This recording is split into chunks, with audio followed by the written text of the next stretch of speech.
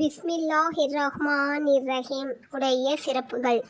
நாயகம் ஸல்லல்லாஹு அலைஹி வஸல்லம் அவர்கள் நவின்றதாக ஹஜ்ரத் அபூ ஹுரைரா ரலியல்லாஹு அன்ஹு அவர்கள் அறிவிக்கிறார்கள்.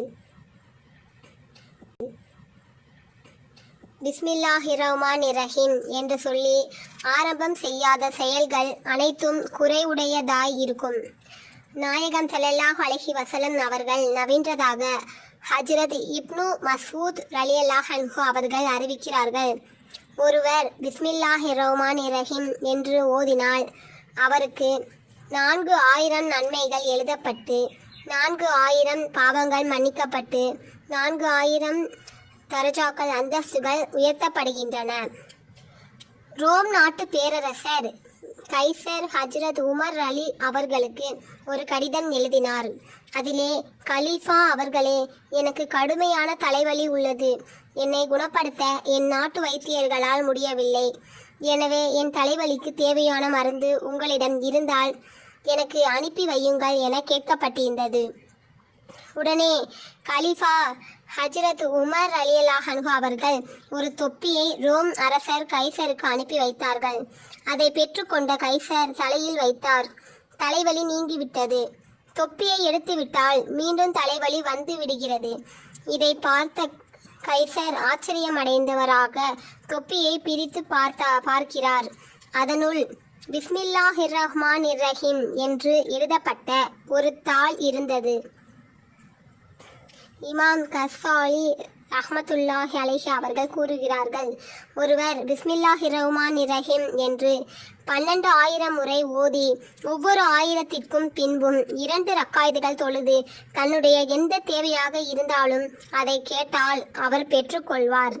இது போன்று ஒவ்வொரு 1000த்திற்கு பின்பும் தன்னுடைய தேவைகளை தொழுது கேட்டால் இன்ஷா அல்லாஹ் அவர் தன் தேவைகளை பெற்றுக்கொள்வார். ஒருவர் பிஸ்மில்லாஹிர்ரஹ்மானிர்ரஹீம் என்று 101 தடவை பேப்பர் எழுதி தோட்டத்தில் புதைத்தால் செழிப்படையும். இன்ஷா அல்லாஹ் ஆபத்துக்கள் நீங்கி மகசூல் அதிகமாகும். ஒருவர் பிஸ்மில்லாஹிர்ரஹ்மானிர்ரஹீம் என்று 21 தடவை ஒரு பேப்பரில் எழுதி தூக்கத்தில் திடுக்கிட்டு எழும் குழந்தையின் கழுத்தில் அணிவித்தால் அவ்வியாதி நீங்கும். அல்லது அனைத்து வியாதிகளை விட்டு குழந்தைகளை காப்பதற்கு பிஸ்மில்லாஹிர்ரஹ்மானிர்ரஹீமை எழுதி கட்டினால் இன்ஷா அல்லாஹ் குழந்தை காப்பாற்றப்படும்.